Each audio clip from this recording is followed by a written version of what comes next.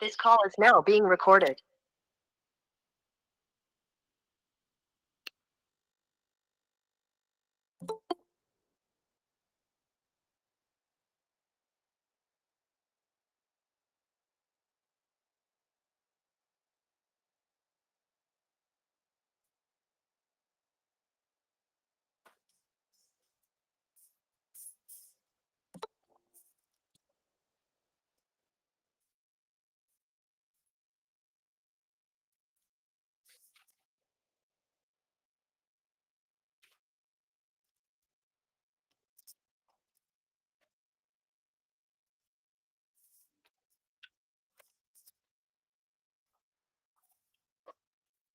हाँ जी, set theory के notes मिल गए सबको ना?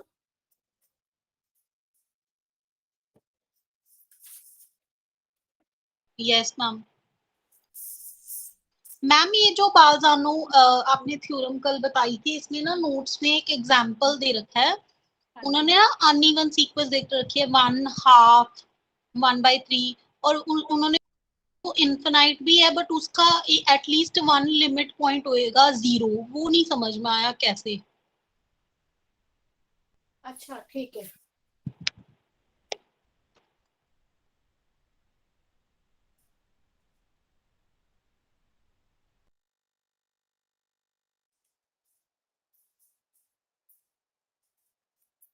सारे हैं क्लास में? जतिंदर आप हो? Yes ma'am. हाँ, सारे सुन लो, मतलब मुझे थोड़ा याद रह जाता है कि वो स्टूडेंट को तो एटलीस्ट मैं पूछ लूं, ठीक है? तो कल हमने एक चीज कर रहे थे बल्जानो-वायर्सट्रास में।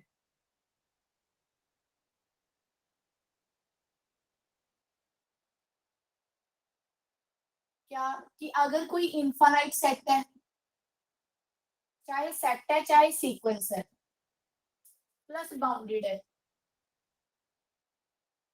तो उसके पास एक लिमिट पॉइंट होगा। ये तो कह रही है थ्योरम, ठीक है। क्वेश्चन ये आता है पेपर में कि जो बाउंडेड है, इसकी बाउंडेड वाली जो कंडीशन है, दैट इज नेसेसरी और सफिशिएंट।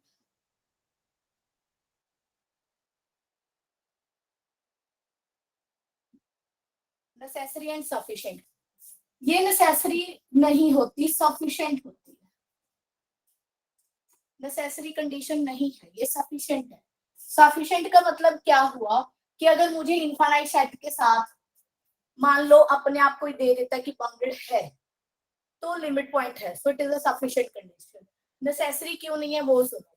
नेसेसरी क्यों नहीं है मतलब कि मैं ऐसी इनफाइनाइट आपको सीक्वेंस दे सकती हूँ जो बाउंडेड नहीं है, फिर भी उसके पास लिमिट पॉइंट है, फिर भी उसके पास लिमिट पॉइंट है। ये देखो, इनफाइनाइट सीक्वेंस जो अनबाउंडेड है, फिर भी उसके पास लिमिट पॉइंट है, जैसे कि ये वाली।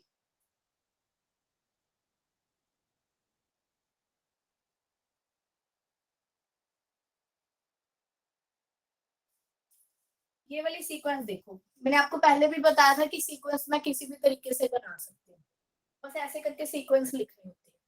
अब आप इसकी ना सब सीक्वेंस बनाओगे, जैसे ये A1 है, A2, A3, A4, A5 and so on. तो यहाँ पे मैं ऑड वाली चूज कर रही हूँ, जिसके पैर में ऑड है 1, 3, 5 और ये इंक्रीजिंग ऑर्डर में है। तो आप इसको सब sequence banana, A1, A3, A5 and so on. A1 1, A3 1, A5 1, 1 1 आ रहा है। किसको किसको किसके पास जाएगी ये? 1 के पास।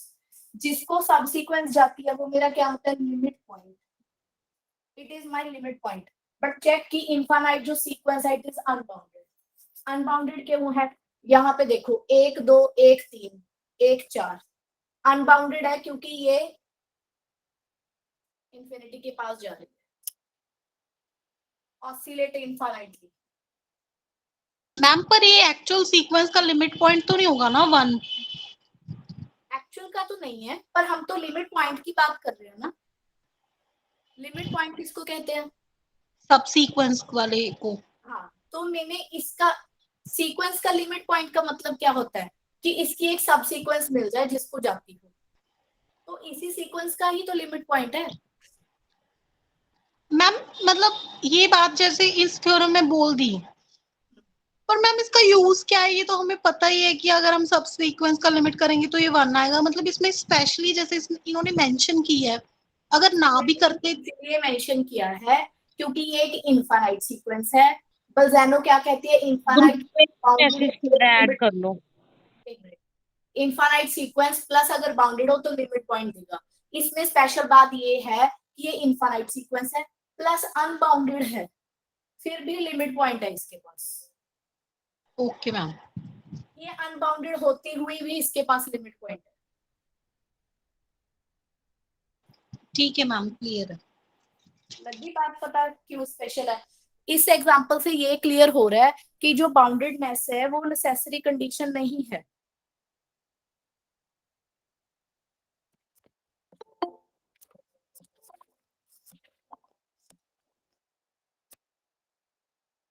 जो यहाँ पे बाउंडेड कंडीशन है ना, वो नेसेसरी नहीं, वो सफिशिएंट कंडीशन है सिर्फ।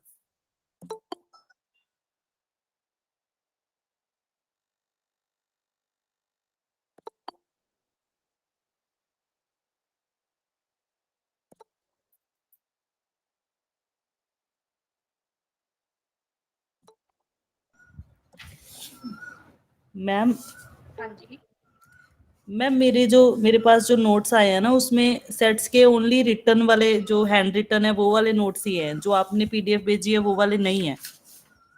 मैं आज सारी क्लास को ये बात कह दूं कि जो आपके पास नोट्स आए हैं वो मेरे अंडर नहीं है, वो मेरी तरफ से नहीं भेजे गए, वो इंस्टीट्यूट की तरफ से हैं।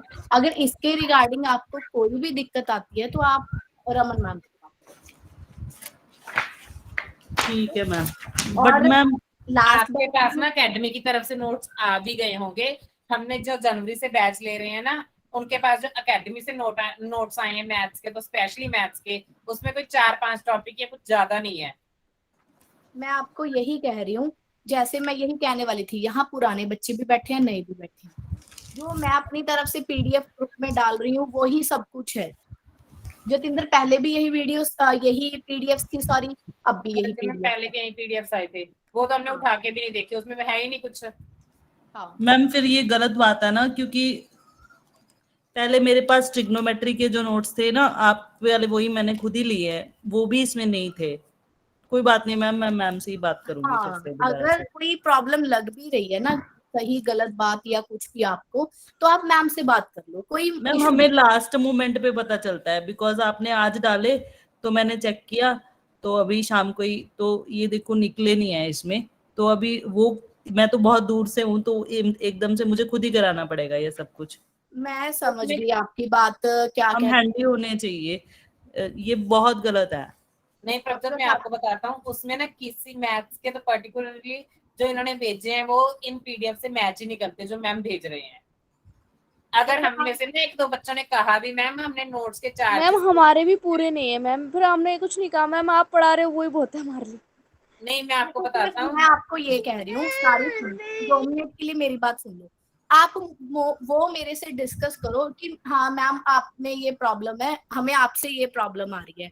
मेरी तरफ से मैम मैं आपसे सिर्फ हम आपसे हेल्प लेना चाहते हैं, क्योंकि हमारे पास सिर्फ कांटेक्ट करने का सिर्फ वही रमन मैम का ही नंबर है, जिससे हम उनसे हम कांटेक्ट ही नहीं करना चाहते कि आपके पास कोई अल्टरनेटिव कांटेक्ट नंबर है जिससे हम बात कर मैं सकें। हाँ ऐसा कर सकती हूँ प्रभजोत आपके लिए कि मैं एक बार मैम को आपका सबका मैसेज लगा दूँ।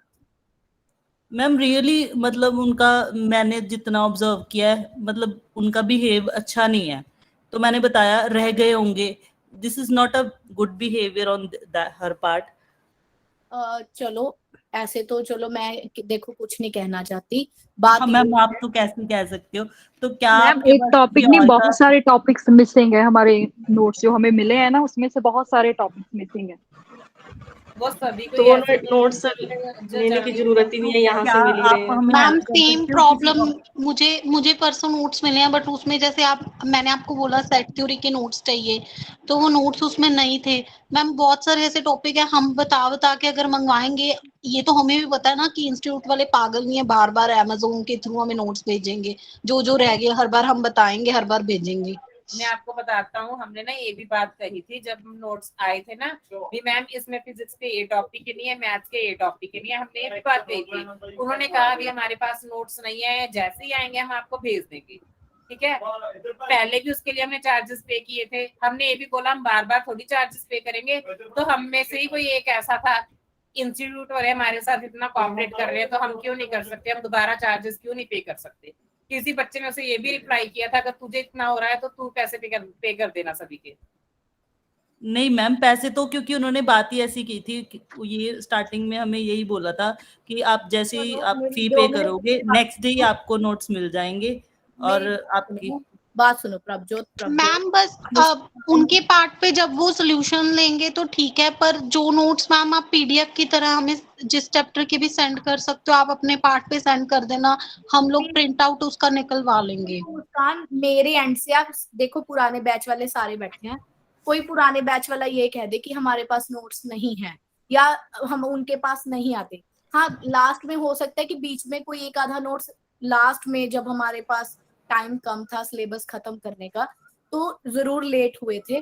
अब सब पीडीएफ ही ऑलरेडी रेडी है, ठीक है। मेरे तरफ से यही रहता है कि आपके पास बेस्ट पीडीएफ आए। देखो, आपने देखा ही होगा कि जिसके Yes, क्वेश्चन ma'am. बहुत ज्यादा भर के मेरे पास अगर हैं भी ना, तो मैं भी आपके साथ शेयर करती हूँ। Yes. नॉट ओनली कि 80-90 क्वेश्चंस आर सफिशिएंट। अगर किसी टॉपिक के मेरे पास 150 और क्वेश्चन भी पड़े हैं ना, तो मैं डेफिनेटली शेयर करती हूँ, क्योंकि देखो आई ऑल्सो वांट कि सबका पेपर क्रैक, ठीक है। तो हाँ, मैं ये कहूंगी अगर मेरे एंड से कोई प्रॉब्लम है बोल दो, बाकी रही आपकी प्रॉब्लम की बात, because I am also part of academy, तो मैं मैम से बात कर लेती हूँ कि मैम ये इशू आ रहा है, ठीक है। तो मैम अभी एक बार आप बात तो कर लेना, पर प्लीज हमें कोई और अल्टरनेटिव कांटेक्ट नंबर मिल सकता है जिससे हम किसी और से बात कर सके। हाँ बिल्कुल, ये भी मैं उन्हीं से बात कर लूंगी कि मैं एक ऑल्टरनेट कॉन्टैक्ट नंबर प्रोवाइड कर दूं फिर आपको, हाँ ठीक है। मैम, बिकॉज हमें चाहिए क्योंकि जो 2 कांटेक्ट नंबर हमारे पास है वो उन्हीं के हैं, हम उन्हीं से ही डिस्कस कर पा रहे हैं। वो हमारी बात को सुन ही नहीं रहे हैं, तो हम उनसे क्यों डिस्कस करें। ठीक है, कोई बात नहीं, मैं बिल्कुल आपका जो टेंशन मत लो, कल ही मैं आपका ये सोल्यूशन करवा देती हूँ। बिकॉज मैम हम जिस चीज के लिए आए हैं, जिसके लिए हमने फी पे की है, आपके पार्ट पे हमें कोई प्रॉब्लम नहीं है। हमने अपने आपको 1 डे में ही देख लिया था कि टीचर इज गुड, तो ठीक है, वी विल पे, हमने पे कर दिया। बट अब उनके पार्ट पे भी वो भी ऑनेस्ट होने चाहिए ना अपनी वर्डिंग पे। ठीक है जी, ठीक है, ठीक है। ठीक है मैम। हाँ, कोई बात नहीं, मैं कल ही आपका ये प्रॉब्लम सॉर्ट कराती हूँ। Okay ma'am. जैसे ही मेरे पास कॉल आती है मैं बोल देती हूँ, मैंने 2-3 कॉल्स कर ली है, जैसे ही मेरे पास बैक कॉल आती है मैं डेफिनेटली आपका मैसेज अच्छे से कन्वे कर दे, ठीक है।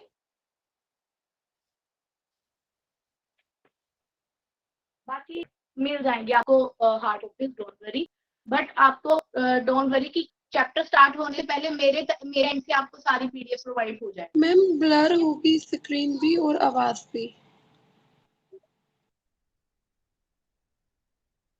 हाँ जी, हम ब्लर ही था। यस अब ठीक हो गई है।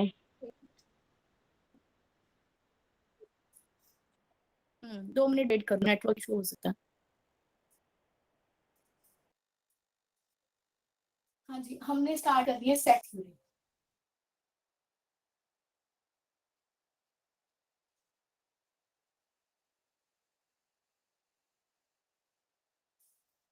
सेट थ्योरी स्टार्ट करनी है। सेट में क्या होता है, what is, first of all what is set. Set मेरे पास क्या है, कलेक्शन ऑफ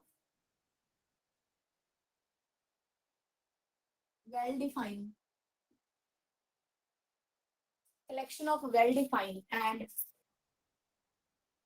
distinct elements या objects is called set। ये दोनों ही चीजें आप अच्छे से याद रखोगे, क्योंकि कई क्वेश्चंस आपके पास ऐसे आएंगे जिसमें आप देखोगे कि दोनों ही वर्ड्स पे बड़ा ही ज्यादा स्ट्रेस है। वेल डिफाइन का मतलब क्या है कि सबको पता होना चाहिए वो क्या है। वेल डिफाइन का मतलब ये होता है ना कि सबके लिए वो सेम होना चाहिए, सबके लिए डेफिनेशन सेम आनी चाहिए, that is called well define. जैसे कि मैं कहूँ कि व्हाट आर नेचुरल नंबर। हाँ जी, नेचुरल नंबर क्या होते हैं? जो 1 से स्टार्ट हो और अप टू इंफानाइट तक जाए, such set is called natural number का सेट बोलते हैं। क्यों? क्योंकि आप में से जितने यहाँ स्टूडेंट्स बैठे हैं, चाहे मैं बैठी हूँ, सबको ही पता है कि नेचुरल नंबर 1 से स्टार्ट होते हैं। They are properly defined, maths में इसकी प्रॉपर डेफिनेशन है, so they are well defined. अगर मैं आपको कहूँ कलेक्शन ऑफ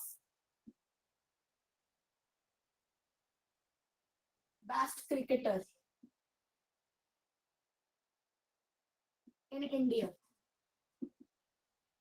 अब जैसे मैंने लिखा कि ऐसी कलेक्शन बनाओ best cricketer of India, one best cricketer of India, एक ही बताना है, तो आप में से कोई धोनी कहेगा, कोई विराट कोहली या कोई सचिन तेंदुलकर। तो सबके लिए जो डेफिनेशन ऑफ बेस्ट क्रिकेटर है ना, वो सेम नहीं है। It is varying from person to person, ठीक है, वो वेरी कर रही है। That's why it is not a set, this collection is not a set. ये मेरा सेट नहीं है, क्यों? क्योंकि ये वेल डिफाइंड नहीं है। फिर अगली बात आ गई डिस्टिंक्ट। डिस्टिंक्ट में क्या है? कोई भी आप सेट लिखते हो, चलो गलती से आपने ऐसे लिख दिया AAC, पर आप इसको ठीक करके लिखोगे AC। This is also very important aspect of set, कि जो ये रेपिटेटिव में है, आप इसको भी सिंगल करके लिखोगे, क्योंकि कोई रेपिटेशन नहीं होनी चाहिए, डिस्टिंक्ट होने चाहिए, साथ डिस्टिंक्ट होने चाहिए। और सेट जो है उसको आप कैपिटल लेटर से लिखते हो, जो इसके अंदर एलिमेंट्स है उनको आप स्मॉल लेटर से लिखते हो, and these are the curly brackets to represent the set. अगर कोई मान लो एलिमेंट सेट के अंदर है तो ऐसे लिखा जाता है A belongs to the set. Check कर लो कि जो A है वो सेट में बैठा है, तो उसके लिए वर्ड क्या यूज होता है? बिलोंग्स। मतलब कि इसका मतलब क्या है? A is element of set S. A is the element of the set S. अगर कोई मान लो सेट इसके अंदर बैठा है, जस्ट सपोज कोई A सेट है which is contained in S, जैसे कि A सेट ले लो आप, just suppose C set is contained in A, C set, तो यहाँ contained यूज होगा, यहाँ belongs to नहीं होगा। belong कहाँ पे होता है? एलिमेंट के लिए यूज होता है। इसके बाद आ गया नेक्स्ट, ये क्या चीज है मैम, ये कंटेन वाली? जब एक सेट दूसरे के अंदर कंटेन्ड हो, इसके सारे एलिमेंट इसके अंदर बैठे हैं, इसके एलिमेंट C है, इसके अंदर बैठे हैं, yes, so this set is contained in this set. ये सिंबल है मैम कंटेन का? बिल्कुल बिल्कुल, ठीक है जी। अब जैसे मैम डेफिनेशन में ऊपर एंड डिस्टिंक्ट एलिमेंट के बाद क्या लिखे मैम आपने? ऑब्जेक्ट, क्या क्या? Objects, object, object.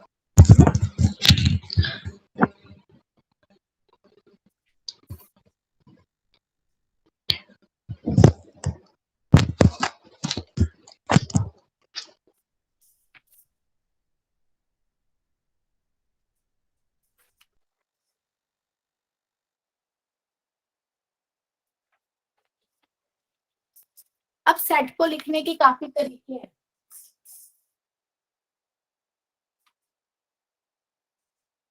जैसे कि एक रोस्टर फॉर्म है, जैसे मैं आपको कहूँ set of natural number. Roster form में आप क्या करते हो कि जो भी आप सेट बना रहे हो ना, उसके एलिमेंट आप लिख के बताओगे 1 2 3 ऐसे करके। और अगर टेबुलर फॉर्म आ जाती है या फिर सेट बिल्डर फॉर्म आ जाती है,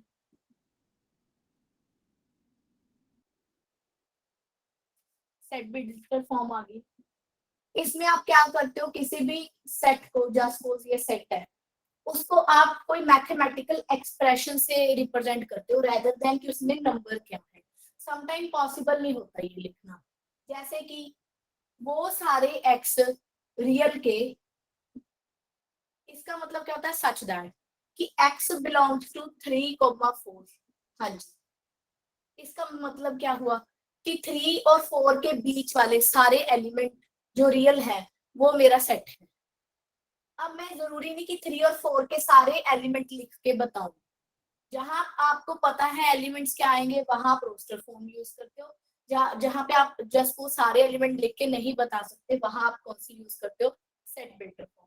तो ऐसे मैथमेटिकल एक्सप्रेशन में भी ये सेट लिखा जाता है, ठीक है।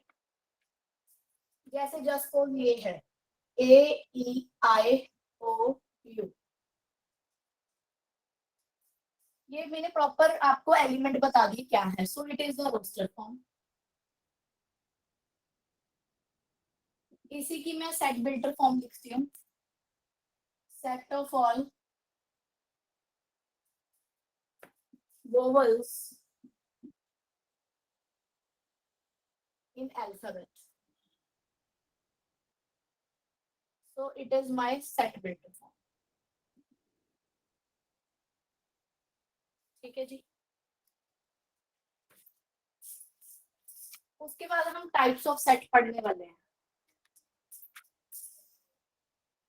जैसे सबसे पहला आया, मैम इसमें मैथमेटिकल एक्सप्रेशन तो आया नहीं है, तुमने वैसे लिख दिया कि सारे वॉवल्स अल्फाबेट्स में। मैथमेटिकल एक्सप्रेशन लगा लो या फिर कुछ इंग्लिश में कोई लाइन लिख के अगर मैं रिप्रेजेंट करूं, जरूरी नहीं कि वो ऐसे ही मैथमेटिकल एक्सप्रेशन होना चाहिए, either मैथमेटिकल एक्सप्रेशन और such a statement we can say. Ma'am it means कि हमें उसको शॉर्ट में करने की कोशिश कर रहे हैं कि पूरा ना लिखना पर उसको शॉर्ट में एक्सप्लेन कर दे। शॉर्ट में तो नहीं कह सकते, बस जिस चीज को हम कई बार प्रॉपर एलिमेंट नहीं लिखना चाहते तो उसको एक लैंग्वेज या स्टेटमेंट में लिख देते हैं। Okay mathematical statement we can say empty set, कोई भी सेट जिसके अंदर कोई भी एलिमेंट नहीं है, इसके अंदर कोई एलिमेंट नहीं है, that is called empty set. और इसको कैसे डिनोट किया जाता है, 5 से। एम्प्टी सेट को नल सेट भी बोलते हैं, empty set is called null set. जैसे कि आप ये बताओ,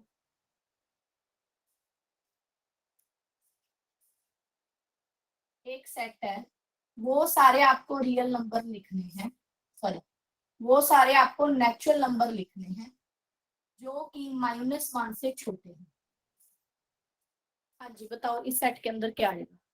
मैंने आपको मैथमेटिकल एक्सप्रेशन लिख के दिया, आप इसके एलिमेंट बताओ।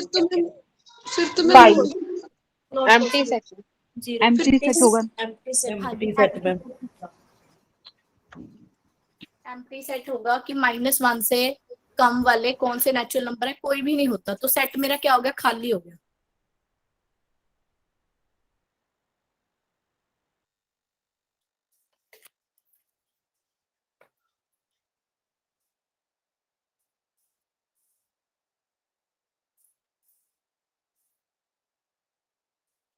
नेक्स्ट आ गया सिंगलटन सेट।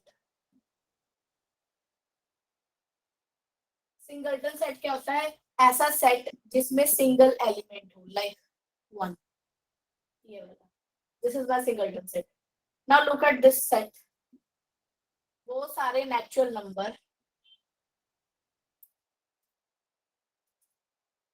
जो 2 से बड़े हैं, 4 से छोटे हैं, बोलो क्या आएगा। 3 होगा मैम। सिंगलटन सेट है कि नहीं, यस है। Yes ma'am. इसमें अकेला 3 आया, सो it is a singleton set. उसके बाद है फाइनाइट सेट। फाइनाइट सेट कोई ऐसा सेट जिसके अंदर फाइनाइट नंबर ऑफ एलिमेंट हो, लाइक 8, 10, 12, 1, 2, 3 अप टू 8 तक, जिसको मैं काउंट प्रॉपरली बता सकूं कि इतने एलिमेंट है, इसमें है 8 elements, that's why it is a finite set. Infinite set कौन सा है, जिसके मैं प्रॉपर नंबर ऑफ एलिमेंट नहीं बता सकती कि कितने हैं, जैसे कि 1, 2, 3 up to infinity, that is the set of natural number. इसके अंदर कितने एलिमेंट है, हाउ मेनी, बता दो। इनफाइनाइट पता नहीं है कितने हैं, that's why no ma'am. Next आ गया हमारे पास ऑर्डर ऑफ ए सेट। यहाँ दिख रहे हैं अभी तक तो, मैम हाँ मैम ये जो सिंगल सेट बताया, इसमें अगर x belongs to real number होता तो ये सिंगल सेट नहीं होता ना। नहीं बिल्कुल भी नहीं, क्योंकि रियल नंबर में फिर 2 और 4 के बीच में Point. बहुत सारे एलिमेंट आ जाएंगे। डेसिमल्स वगैरह भी आते बिल्कुल ठीक। बिल्कुल बिल्कुल। ऑर्डर ऑफ ए सेट का मतलब क्या हुआ, जैसे ऑर्डर ऑफ ए या फिर नंबर ऑफ एलिमेंट ऑफ ए। किसी सेट के अंदर कितने एलिमेंट हैं, नंबर ऑफ एलिमेंट, तो उसको क्या कहते हैं, ऑर्डर। जैसे इसका ऑर्डर कितना है, फाइनाइट, इसका ऑर्डर कितना है 8 8। इसका ऑर्डर कितना है इनफाइनाइट। इनफाइनाइट। ओके। अब ना जो इनफाइनाइट सेट है, जो सेट कौन से हैं इनफाइनाइट, उनके लिए एक स्पेशल चीज यूज होती है, वो देखो कैसे। इनफाइनाइट सेट के केस में हम ना ऑर्डर की बात नहीं करते, ऑर्डर ऑफ सेट। हम किसकी बात करते हैं, कार्डिनैलिटी की, कार्डिनैलिटी। इवन ये वर्ड आप उसके लिए भी यूज कर सकते हो जिसमें 8-7 एलिमेंट हैं, पर ज्यादा स्पेसिफिकली कार्डिनैलिटी जो वर्ड है वो इनफाइनाइट सेट के लिए यूज होता है। फाइनाइट के लिए भी होता है, फाइनाइट सेट के लिए और इनफाइनाइट सेट के लिए। मेनली किसके लिए है, इनफाइनाइट सेट के लिए। अगर आपके पास इनफाइनाइट सेट है तो मैं अभी आपको कराऊंगी कुछ ही टाइम में, 1-2 दिनों में, कि जैसे कि नेचुरल नंबर है, अगर पूछा जाए इसके नंबर ऑफ एलिमेंट कितने हैं, वो हम कहेंगे कि कार्डिनैलिटी ऑफ एन कितनी है, कार्डिनैलिटी ऑफ नेचुरल नंबर कितनी है। तो वो पता है कितनी होती है, एल्फ नॉट। लिखने को एक नंबर आ जाता है कि जहां एल्फ नॉट आ गया मतलब कि वो इनफाइनाइट सेट है, प्लस काउंट भी कभी ना कभी किया जा सकता है। ये मैं अभी आपको बताऊंगी। किसी केस में एल्फ नॉट आता होता है, किसी केस में सी भी आता होता है, तो वो किस केस में आएगा वो मैं लेटर ऑन बताऊंगी। यहाँ तक सिर्फ आपको ये याद रखना है कि इनफाइनाइट सेट के केस में कार्डिनैलिटी वर्ड मेन यूज होता है, और नेचुरल नंबर का भी हम बता सकते हैं कि इसमें कितने एलिमेंट है। जहां पे भी एल्फ नॉट आ जाए मतलब कि उसमें नेचुरल नंबर के बारे में या उसके इक्विवेलेंट सेट के बारे में बात है।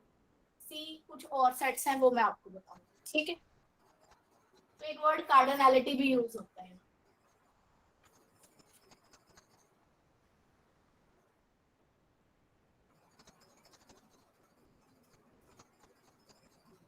नेक्स्ट आ गया equal and equivalent set.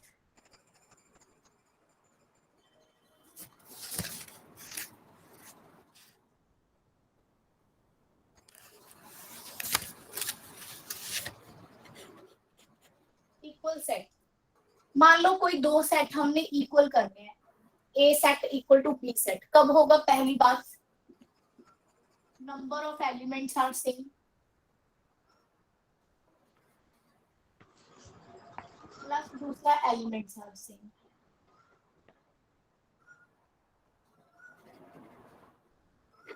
Elements are same, number of element same होने चाहिए, एलिमेंट सेम होने चाहिए। जैसे कि मान लो ए सेट के नंबर ऑफ एलिमेंट अगर 3 है तो number of element of B के अंदर भी 3 ही होने चाहिए। जैसे कि just example, take example A I O I A, these two sets are equal by it contain 3 elements, it contain 3 elements। और देखो a a i i o o बिल्कुल एलिमेंट्स भी सेम है। now look at this set a b c 1 2, हाँ जी, these set are equal or not?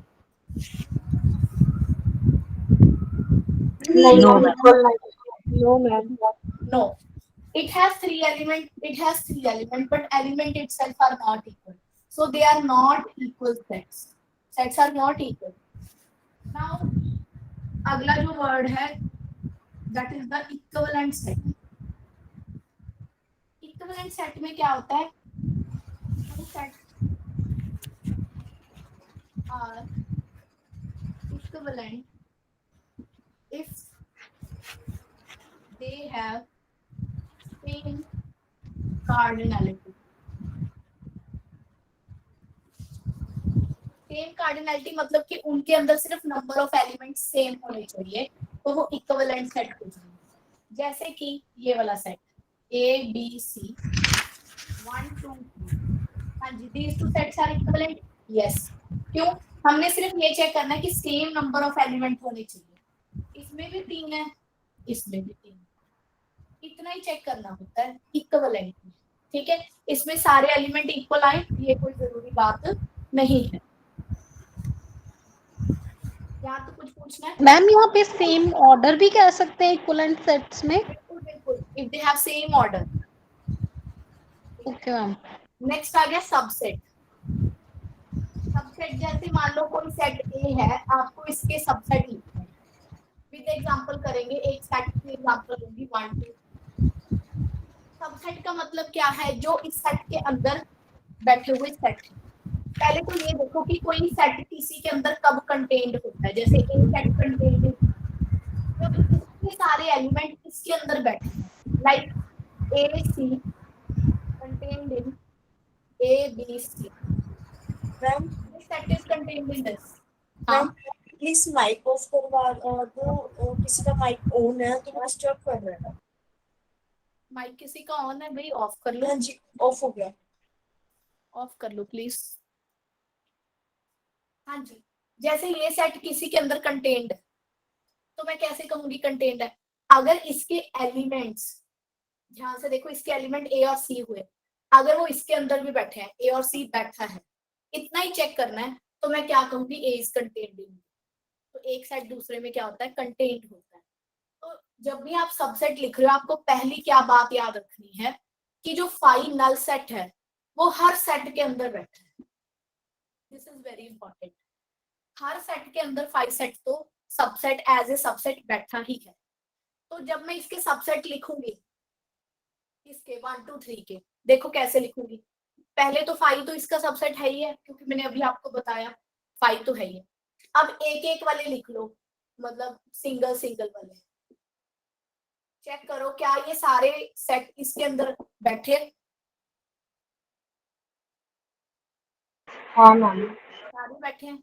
1 is contained in 1 2 3, 2 is contained in 1 2 3, 3 contained in 1 2 3। उसके बाद 1 2 2 3 1 3, ये भी इसी के अंदर बैठे हैं, चेक कर लो। एक जो खुद, एक तो 5 के अंदर बैठा होता है, एक सेट जो है वो भी अपने अंदर ही तो बैठा है। ये देखो 1 2 3, ये भी तो 1 2 3 के अंदर बैठे ही है। इसके सारे एलिमेंट 1 2 3 1 2 3 के एलिमेंट कंटेन कर रहे हैं, तो ये सेट भी तो इसी के अंदर बैठा है। तो 5 is contained in A and set itself contained in A, both are always right statements। ठीक है, तो ये हो गया मेरे पास। So these are the number of subsets. ये क्या हुआ? नंबर ऑफ सबसेट ऑफ, इसके सबसेट आ गए। अब इसके अंदर एलिमेंट गिनो कितने हैं, नंबर ऑफ सबसेट कितने हैं, गिनो। 8 मैम, 2 पावर n हो जाएगा वैसे। हाँ, देखो आपने देखा होगा कि इसके अंदर 8 एलिमेंट है, इसके अंदर कितने थे? 3। तो आप सीधा नंबर ऑफ सबसेट निकालने का एक फॉर्मूला कर सकते हो। नंबर ऑफ सबसेट निकालने का क्या? 2 रेज़ टू पावर, हमेशा 2 आएगा।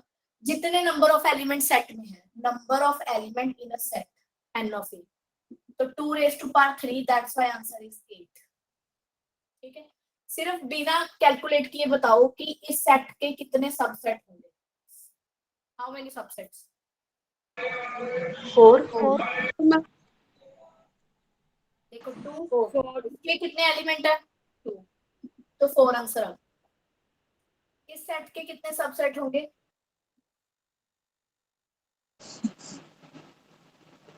2 raised to power 5। 2 raised to power 5। 32। 32। हाँ 32 सॉरी। Very good, 32।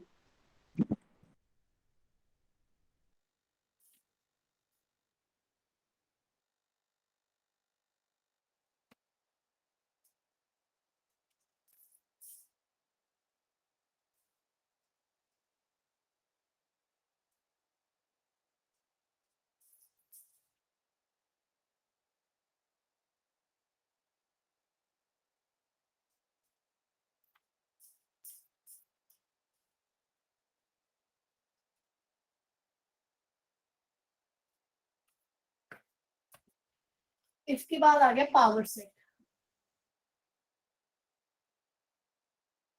जैसे कि आपके पास एक सेट ए है, आप इसका क्या लिखना चाहते हो? पावर सेट ऑफ ए लिखना चाहते हो। पी ऑफ ए का मतलब क्या था? पावर सेट ऑफ ए। इसका मतलब क्या है? ऑल सबसेट्स ऑफ ए। ए के सारे सबसेट लिख लो तो वो क्या आएगा? पावर सेट, जो अभी हम करके हटे हैं।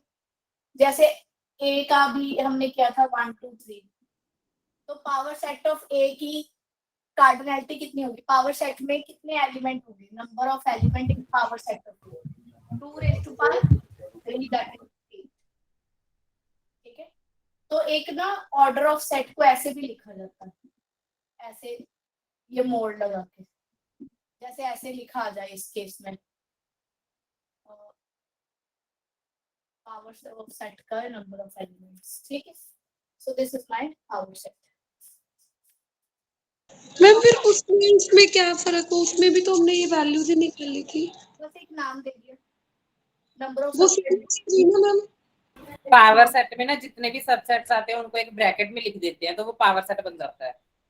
इटसेल्फ अ सेट बन जाता है, जैसे कि किया वैसे उसमें भी यही था हमने। अगर आपको याद हो a इक्वल टू 3 4 है, अगर मैं सिर्फ नंबर ऑफ सबसेट पूछ रही हूँ तो चाहे आप ऐसे भी लिख सकते हो 5 3 4 3 4, ऐसे ना कैसे मर्जी रीअरेंजमेंट से भी लिख सकते हो, अरेंज करना जरूरी नहीं। पर जब पावर सेट बोल दिया तो इसको एक सेट में करके ऐसे लिखूंगी। ओके मैम, मतलब कलेक्शन लिखनी है हम लोगों ने सारी, उसके जितने भी उसके सबसेट बने। हाँ, कलेक्शन सारे अलग अलग होने चाहिए, कोई रेपिटेशन नहीं होनी चाहिए, प्लस वेल डिफाइंड होने चाहिए और डिस्टिंग्विशेबल। ठीक है, नेक्स्ट आ गया मेरे पास पावर सेट के बाद कंपेरेबल सेट।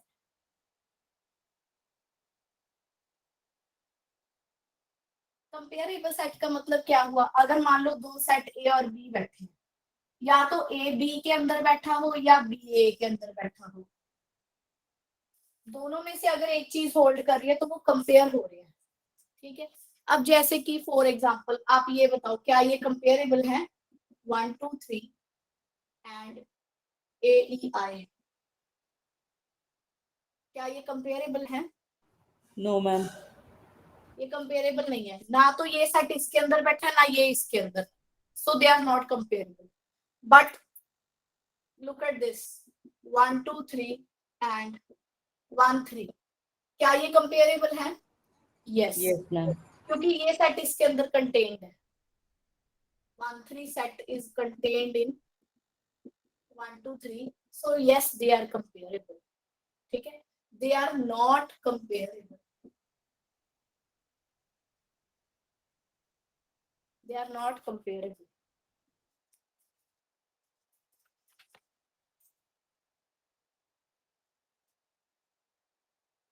अगर कुछ ना हम एग्जांपल करने वाले हैं,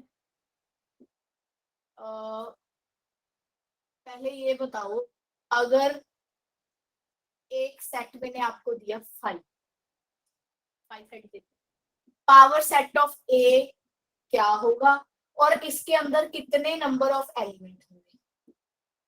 बोलो। ये 5 है मैम। हाँ जी, मैम 1 नहीं होगा दो एलिमेंट्स होंगे 5 और पावर 2 रेज टू पावर 1 2 होगा मैम 2 2 रेज की power 0 2 raise to power 1। Ma'am power set में तो सिंगलटन सेट 5 आ जाए, 5 सिंगलटन सेट में आ जाएगा। 5 का 2 raised to power 0 because there is no any element. या एग्जैक्टली। मतलब एक ही एलिमेंट होगा जिसमें 5 होगी। पहली बात सुनो, पहली बात तो ये कि कोई भी एलिमेंट नहीं है तो 2 raise to power 0 that is 1, that is the cardinality of power set of A. एक तो ये चीज है। दूसरी बात, चलो पावर सेट ऑफ ए का मतलब ही क्या होता है वो बता दो कि इस सेट के मुझे क्या लिखने हैं? Number of subset, number of subset, ऐसे भी इसको लिख सकते हो, नंबर ऑफ सबसेट। अगर याद हो, जब भी सबसेट लिखना होता है पहले तो 5 हम लिखते ही हैं। यस मैम, क्या लिखने शुरू करते हैं? Set itself. अब ध्यान से देखो, अगर आपने पिछले केस में देखा होगा, इस वाले केस में 1 2 3 वाले में, कि जब मैंने इसका पावर सेट ऑफ ए लिखा था 5 भी लिखा था और एक सेट खुद भी लिखा था, याद है? सेट खुद भी लिखा था। तो एक मैं फाइव लिख रही हूँ मान लो जस्ट सपोज, एक मैं सेट खुद लिख रही हूँ क्योंकि नंबर ऑफ एलिमेंट तो है नहीं। सेट खुद कौन है? एम्प्टी। ध्यान से देखो, फाइव, ये भी तो फाइव ही है। फाइव 2 बार लिख सकती हूँ? नहीं, इसको सिंगल टाइम कर दिया। तो पावर सेट में कितने एलिमेंट आए? कितने खुद सेट क्या बना? सिंगल सेट फाइव नहीं बना ये, 5 सेट बन गया मैम। तो एक ही आया, मतलब कि five power set of A में क्या आया? एक ही एलिमेंट आया, that is five itself.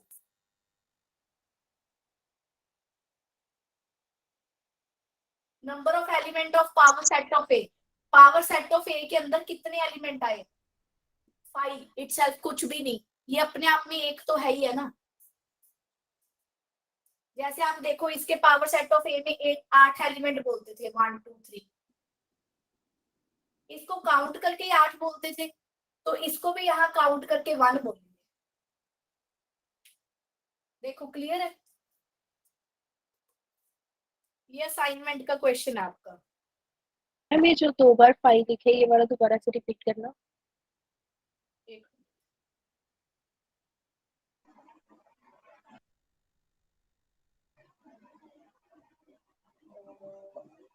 18th question है असाइनमेंट। हाँ बोलो क्या कह रहे हो? जो ये 2 बार आपने 5 लिखा ना, ये दोबारा से रिपीट करना पावर सेट वाला। मैंने कहा जस्ट सपोज कि किसी बच्चे ने ए सेट को ऐसे लिख लिया, खाली सेट, मान लो किसी ने ऐसे लिख लिया, तो जब आप इसका पावर सेट बनाते हो एक 5 तो लिखते ही हो ना, है ना? एक सेट खुद भी लिखते हो 5, और ये एक्चुअल ये भी तो 5 है। 2 बार 5 लिख नहीं सकते, क्यों? हमने सेट की डेफिनेशन क्या की थी? Distinct element plus well defined, है ना? डिस्टिंक्ट अलग अलग, ये भी 5 ये भी 5, तो एक सिंगल 5 ही आएगा। ये तो वैसे समझाने के लिए एक बात बताई थी कि जो इस सेट को ऐसे लिख ले उसको कंफ्यूजन ना हो, ठीक है?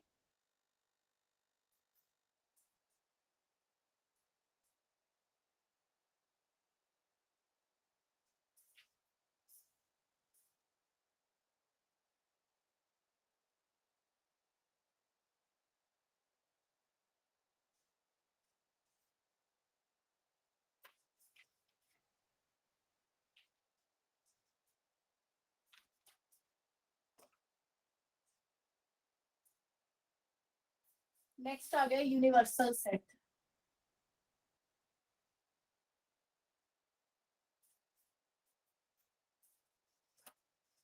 यूनिवर्सल सेट का मतलब क्या हुआ मेरे पास?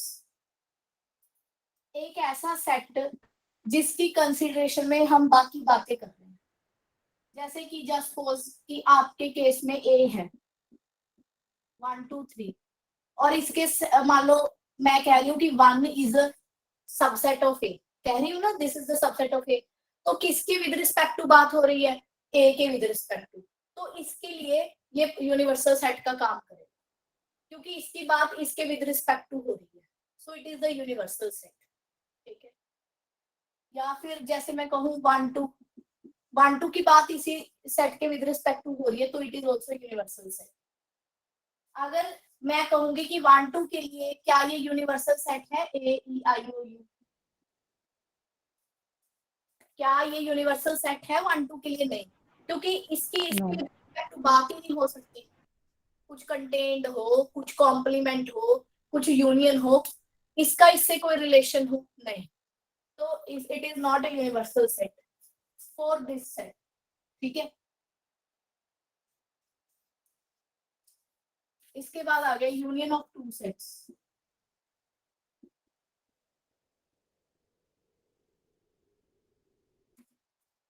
एक सेट ए है, यूनियन का सिंबल ये होता है, ए यूनियन बी। इसका मतलब क्या होता है?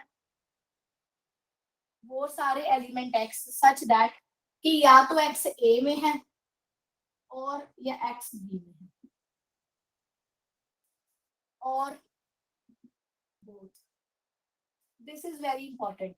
जब भी मैथमेटिकली एक्स बिलोंग्स टू ए और एक्स बिलोंग्स टू बी लिखा आ जाए, तो उसका स्ट्रिक्टली मीनिंग पता क्या होता है? या तो वो ए में होगा या बी में होगा। अगर यूनियन लिखा जाए, यूनियन का मतलब क्या होता है, या ए में या बी में या दोनों में। So this is the difference between union and और। ठीक है, जैसे मैं आपको कहूं कि x बिलोंग्स टू रैशनल और x belongs to irrational, this is true, क्योंकि या तो कोई नंबर रैशनल होता है या इररेशनल होता है। इकट्ठा हो सकता है कि वो रैशनल भी हो इररेशनल भी हो? नो, ऐसा नहीं होता। So this statement is true. ठीक है, अब जैसे कि वेन डायग्राम से इसको रिप्रेजेंट करते हैं। Suppose this is the universal set. अब यूनिवर्सल का मतलब क्या हुआ कि इसकी कंसीडरेशन में हम दो सेट ले रहे हैं यूनिवर्सल, जैसे ए सेट है बी सेट है। यूनियन क्या होगा इनका, ए भी एंड बी। ये जो पोर्शन है वो क्या आ गया, इसमें ए भी है बी भी है, दोनों इकट्ठे हैं, तो यहाँ पे बोथ वाली ये वाली चीज आती है। तो ये हुआ मेरे पास ए यूनियन बी, जो अभी मैंने ड्रॉ किया। इसके बाद आ गया इंटरसेक्शन। ए इंटरसेक्शन बी, इसको ऐसे लिखा जाता है। इसमें वो एलिमेंट आते हैं जो ए में है एंड नॉट और, वो बी में भी होने चाहिए, दोनों के अंदर ही होने चाहिए। जैसे कि ये ऐसे कौन से यहाँ पे एलिमेंट है जो ए में भी बैठे हैं प्लस बी में भी बैठे हैं, दोनों ही जगह प्रेजेंट है, सिर्फ ये वाले। This is my intersection. अगर मान लो दो सेट के इंटरसेक्शन फाई आ जाए, कुछ भी कॉमन नहीं है, तो A and B are disjoint sets. Disjoint set कब बोलते हैं, अगर दोनों में कुछ भी कॉमन नहीं है। नेक्स्ट आ गया कॉम्प्लीमेंट ऑफ ए सेट। अब जो यूनिवर्सल सेट की इंपॉर्टेंस है ना, वो आपको कॉम्प्लीमेंट में पता लगेगी।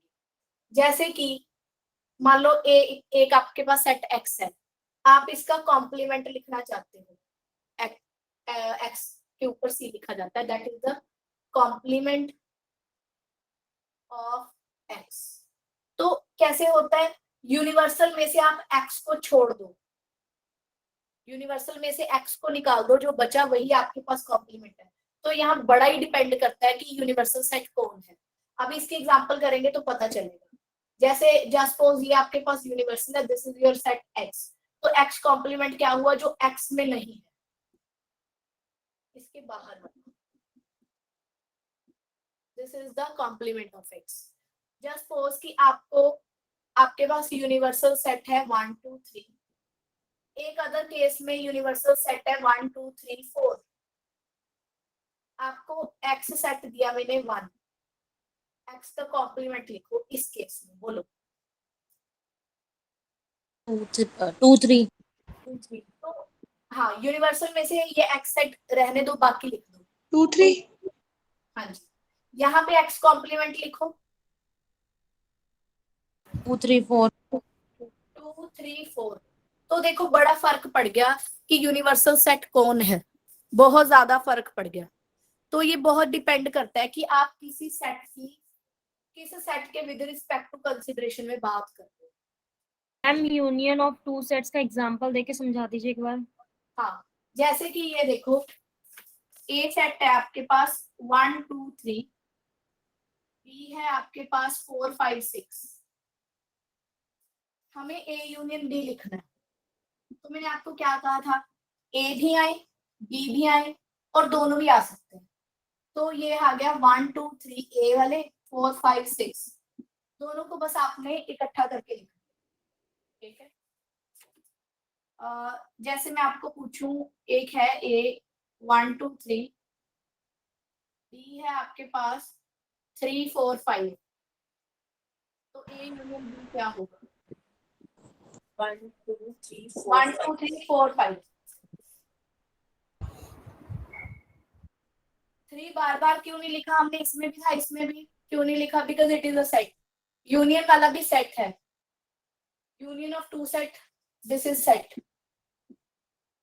सेट मैम होने के क्लास 8:30 तक होगी, क्या क्लास 8:30 तक होगी मैम। कोई जरूरी नहीं है, बस करते जा रहे हैं। जब लगेगा कि हाँ सफिशिएंटली हो गया है काम तो छोड़ देंगे। मैं ओके बता मैम। देती हूँ कि कहाँ तक करना है।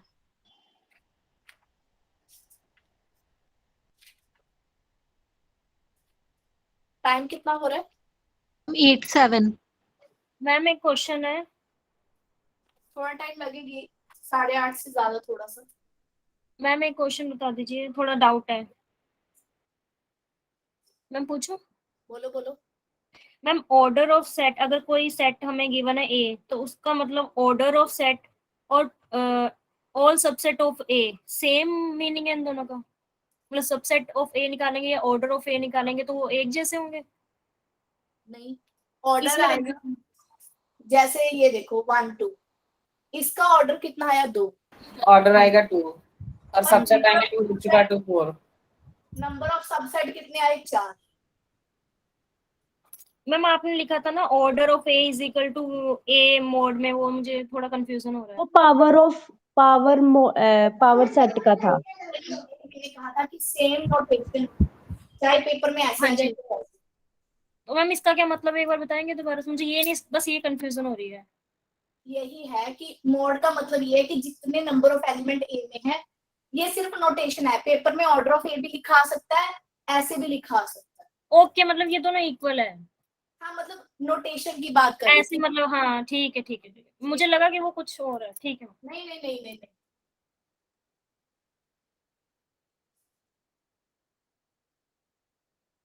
डिसजॉइंट सेट्स पे पता लग गए। जिसमें इंटरसेक्शन पाई आता है। हाँ जी हाँ जी हाँ जी।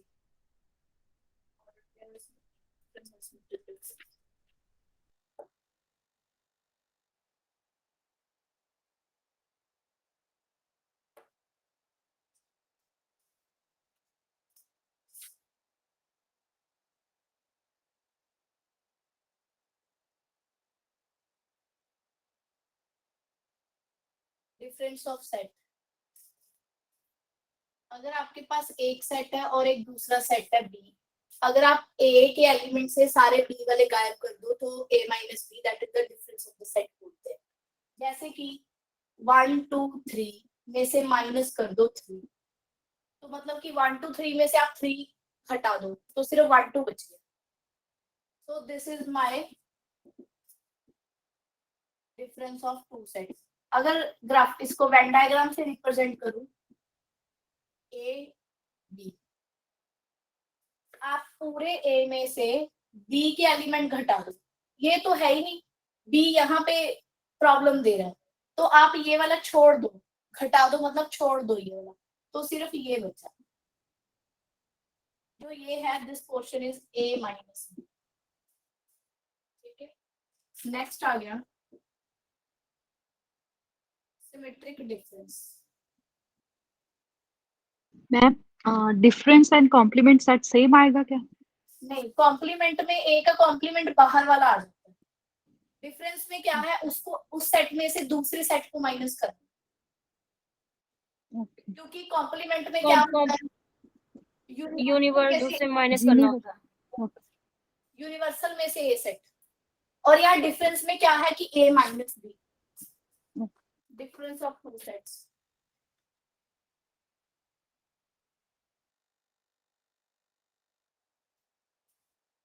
एक मिनट होल्ड रखना सर।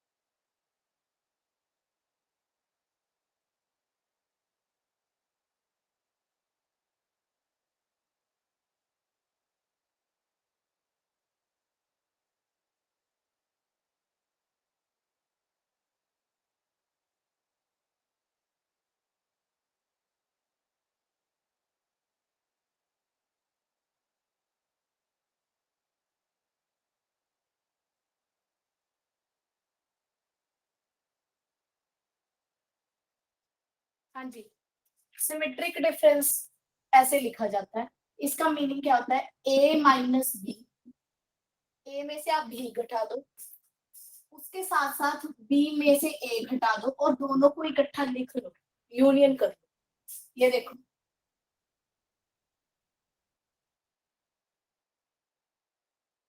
ए में से बी गया तो सिर्फ ये बचा, जैसे ऊपर लिखा था। ऐसे पूरे बी में से ए गया तो सिर्फ यही पोर्शन बचा, क्योंकि यूनियन है तो मैंने दोनों को एक ही डायग्राम में रिप्रेजेंट कर दिया, क्योंकि यूनियन है। सो दिस इज, जो ये पोर्शन शेड किया, this is my asymmetric difference.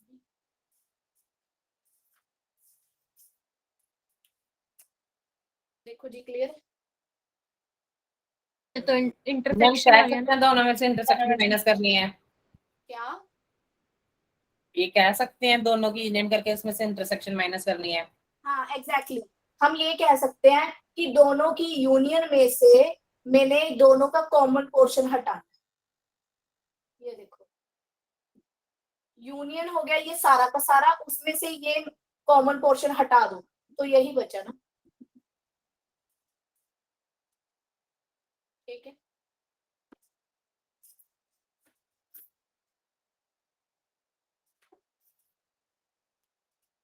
Next आ गया ऑर्डर्ड पेयर।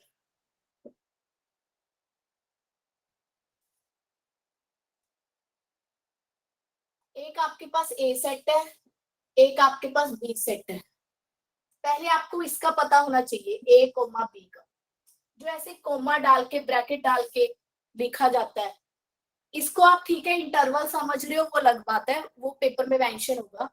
अगर in the context of set theory लिख रहे हैं तो अगर ए मान लो एक सेट को बिलोंग करता है, बी मेरा दूसरे सेट को बिलोंग करता है, तो ए कोमा बी जो है ये वाला एलिमेंट, ये ए क्रॉस बी को बिलोंग करता है। अभी मैं बताती हूँ कि ए क्रॉस बी क्या होता है। This is not the cross product और multiply, this is actually Cartesian product of two sets. दो सेट की कार्टेशियन प्रोडक्ट बोलते हैं। कार्टेशियन प्रोडक्ट में होता क्या है, मान लो एक सेट में 1 2 3 है और दूसरे सेट में है 4 और 5, ए क्रॉस बी लिखनी है। अभी मैंने आपको क्या कहा था, अगर ए क्रॉस बी लिखना है तो पहले ए जो है इस सेट का एलिमेंट लिखो, बी जो है इस सेट का एलिमेंट लिखो। अगर हम ए क्रॉस बी लिख रहे हैं तो ऐसे एलिमेंट आएंगे जिसमें पहला एलिमेंट आपको ए का लिखना है। ए का क्या है, जस्ट सपोज आपने 1 1 फिक्स कर लिया। अब 1 के साथ बी का कौन सा लिख सकते हैं, 4 और 5, यहाँ 4 यहाँ 5। फिर ए का एलिमेंट मान लो 2 2, ये हो गया मेरा ए का एलिमेंट। बी का एलिमेंट 4 5, फिर ऐसे ही ए का एलिमेंट 3, फिर ये 4 और 5। देखो क्लियर है, A cross B Cartesian product. अब number of element A cross B में कितने होंगे, ध्यान से देखो, इसमें 3 थे, इसमें 2, इसमें गिनो कितने आए, 6 आए। Number of elements of A multiplied by number number of of elements elements of of B. A into number of elements of B, उनको मल्टीप्लाई कर दो, you will get the number of element of A Cartesian product B। ठीक है, तो इसमें 3 थे, इसमें 2, दोनों की मल्टीप्लाई की तो कितना आया, 6। That's why number of element of A cross B is this. ठीक है,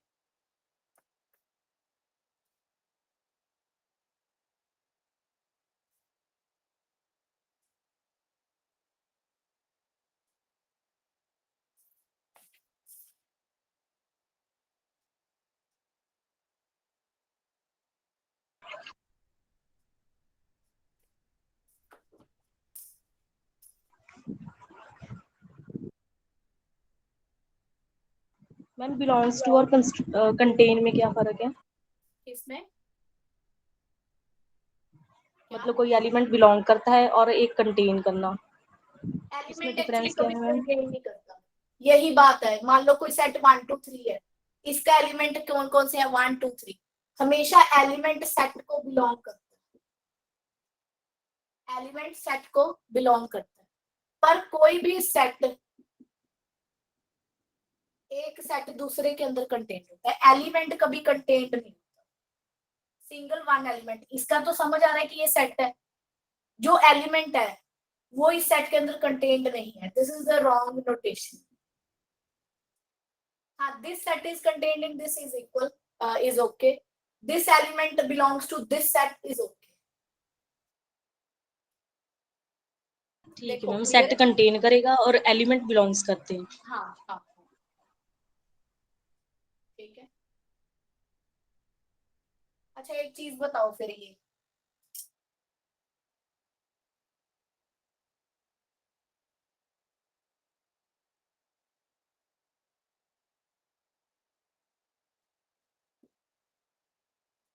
क्या ये ठीक है या गलत है?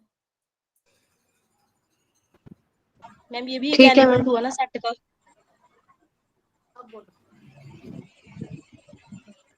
मैम ये एलिमेंट है तो बिलोंग कर रहा है, सही है ये? मैम इसके ऊपर एक और ब्रैकेट आएगी, हाँ फिर जी। सही होगा। फिर तो बस सबसेट हो जाएगा। ये ठीक है, क्योंकि दो इसका एलिमेंट है, 5 ठीक एलिमेंट है है, मैम, 2 3 ठीक है, इसका एलिमेंट है। ठीक है मैम, समझ में आ गया, ठीक है। जो सेट के अंदर बैठे हैं वो सारे एलिमेंट का काम कर रहे हैं, तो 2 3 एलिमेंट है, एलिमेंट हमेशा सेट को क्या करता है, बिलोंग। क्लियर है? Yes ma'am.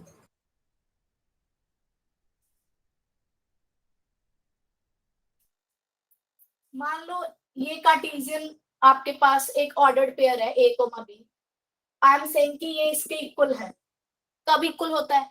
अगर पहले वाला पहले के इक्वल हो और दूसरे वाला दूसरे के, देन आई कैन से कि ये इसके इक्वल है।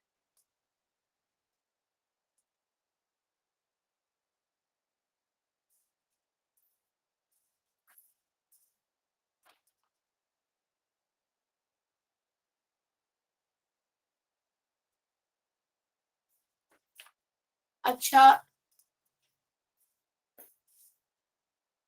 Number of subset of A cross B, A cross B के सबसेट कितने होंगे?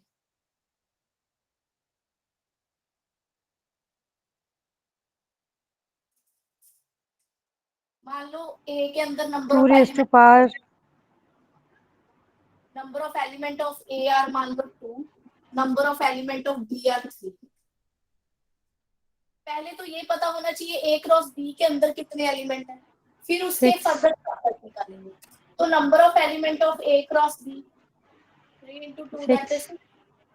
इसके अगर किसी सेट के हमें एलिमेंट पता लग गए, उसके सबसेट निकालने के लिए 2 raised to power 6।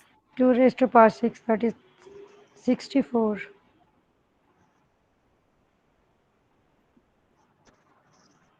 ठीक है जी।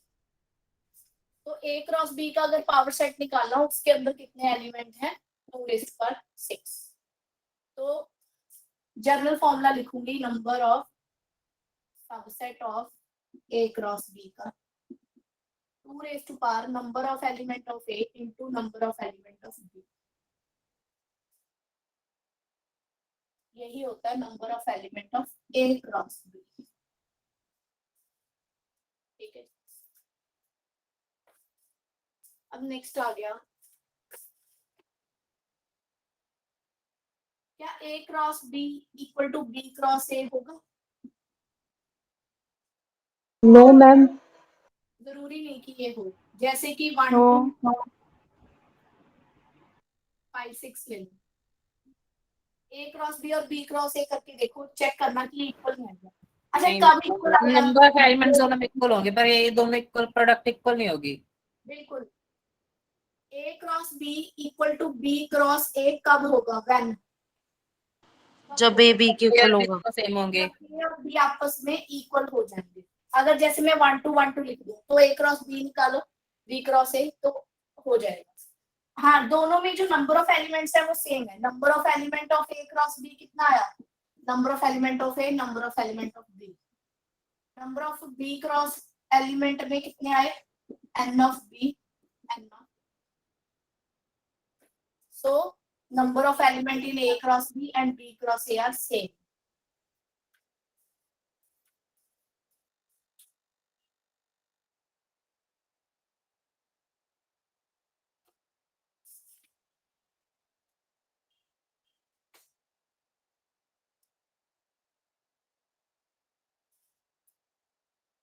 एक ए यूनियन ए हमारे पास ए होता है, ए इंटरसेक्शन ए और ए होता है, इसको क्या बोलते हैं? Idempotent law.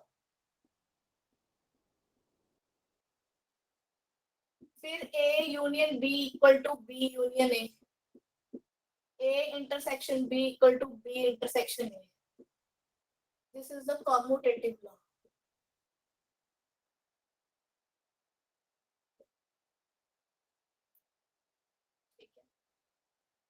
जिसमें ये आपस में इंटरचेंज हो सके वो कॉम्यूटेटिव लॉ बोलते हैं। आइडेम्पोटेंट में जब दो सेम का एक सिंगल आंसर सेम ही आ जाए तो आइडेम्पोटेंट बोलते हैं।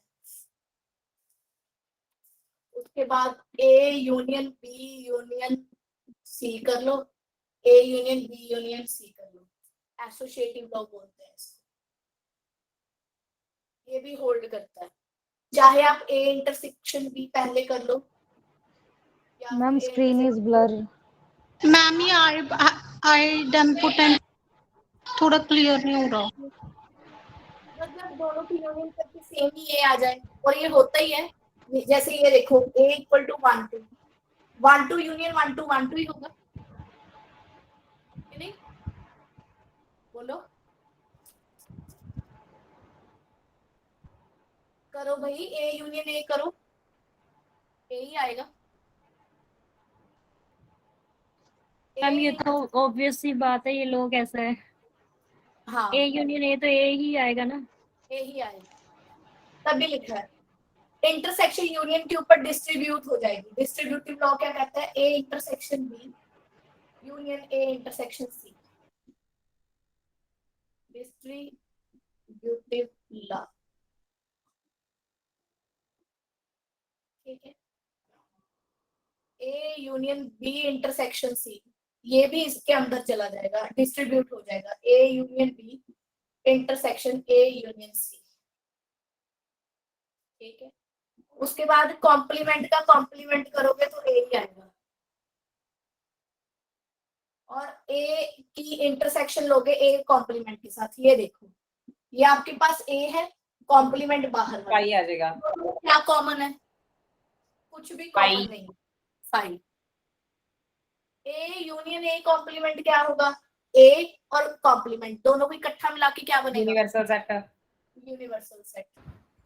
तो ये तो चलो ऐसे ही, जो मेन इसमें है ना वो देखो, डी मॉर्गन लॉ, ये मेन है।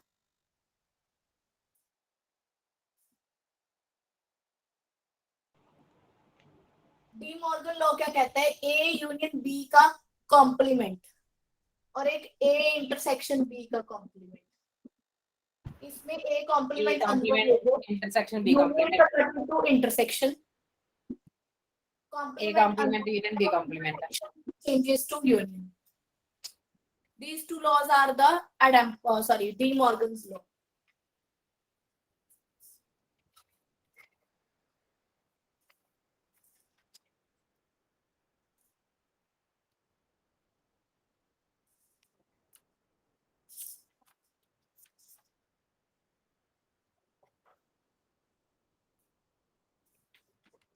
इसके बाद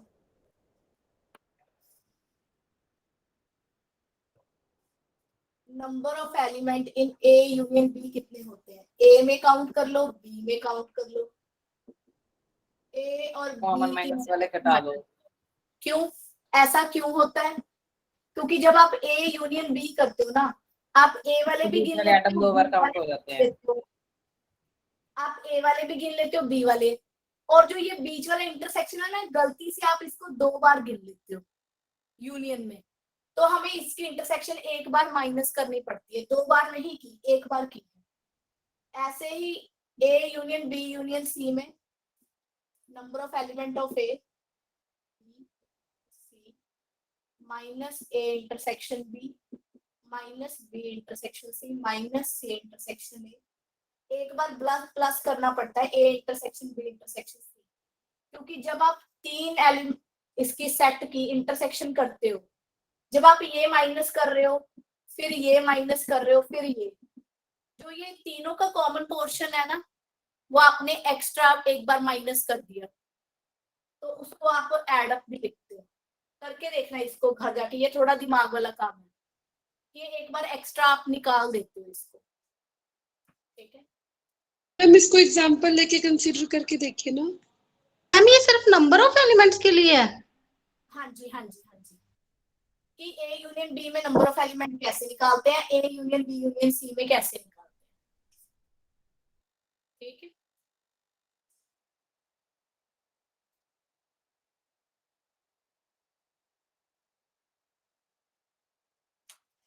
बाकी कल करते हैं, बहुत है हाँ जी, इतना। बहुत है इतना आज के लिए। हाँ बाकी कल करते हैं। मैम आपने जो पीडीएफ भेजी है ये न्यू है ना? पहले बैच में तो Excuse नहीं me, ma'am. भेजी पीडीएफ।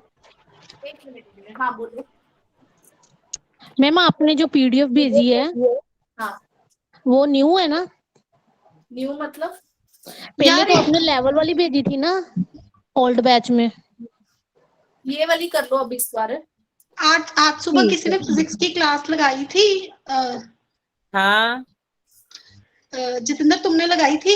हाँ हाँ यार समझ में आई थी तुम्हें? हाँ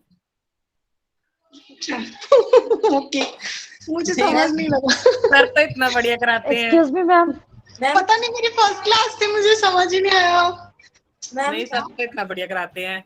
यार वो नया टॉपिक नहीं होगा या तो पता नहीं, मुझे समझ नहीं आ रहा था। सर ने बिल्कुल नया टॉपिक स्टार्ट करवाया है मैकेनिक्स का। कितने कौन सा लास्ट डेट था ये? आपने क्लास? जितेंद्र प्लीज मैंने मेरी फर्स्ट क्लास थी सर की। नहीं आपने Wait. लास्ट में लगाई इसलिए। मुस्कान नहीं। Please wait, Muskan please wait. Okay ma'am. Excuse me, ma'am.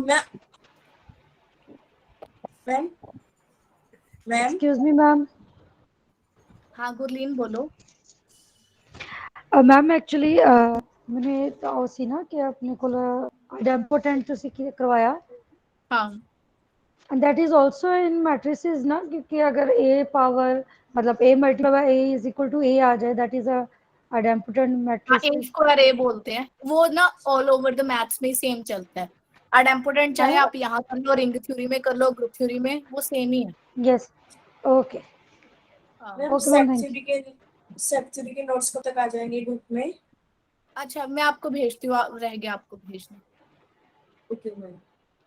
भेज देती हूँ। मैम अगर हो पॉसिबल हो तो सीरीज वाले भी भेजिए, उसमें सीरीज के नहीं थे कुछ भी, अगर आपके हैंड रिटन या कुछ हो तो। नहीं नहीं नहीं, वो हैंड रिटन कोई भी नहीं दे रही, वही पीडीएफ ही चल रही है। ओके तो चलो, इसमें सीरीज का कुछ भी नहीं था ना। सीक्वेंस सीरीज बच्ची ग्रेजुएशन में है ही इतनी, हमने ही ज्यादा की है, वो आप बोर्ड से ही या रिकॉर्डेड वीडियो से ही नोट कर लो। ओके बाकी जो आपको एक बुक वाली पीडीएफ मैंने भेजी है वो इनफ है। ओके ठीक है जी, you can leave the class. Excuse me ma'am. Ma'am excuse me ma'am. हाँ जी बोलो शायद। जैसे आप मतलब हमें करवाते हो तो उससे मतलब असाइनमेंट इजीली सॉल्व हो जाती है, तो मैंने कभी वो देखे नहीं है जो पीडीएफ है, वो मतलब करने चाहिए वो भी, ये सफिशिएंट, इसके अलावा वो भी करने चाहिए? टाइम हो तो डेफिनेटली करो। वो इसमें ऐड कर ले, क्योंकि मैम जैसे वो आप असाइनमेंट भेजते हो ना, वो इससे हो जाती है। सब सारे क्वेश्चन हो जाएंगे जितना हम में कर रहे हैं, कोई भी उठा लो। Excuse me ma'am. हाँ जी मैम मास्टर कैडर मैथ्स और मास्टर कैडर साइंस में जो मैथ्स आएगी उसके लिए इतना मटेरियल सफिशिएंट है? मोर देन Sufficient है। सफिशिएंट है। ज्यादा ही More है ये than- तो। ये तो ज्यादा ही है। साइंस वाले मैथ्स के लिए तो ज्यादा ही है ये।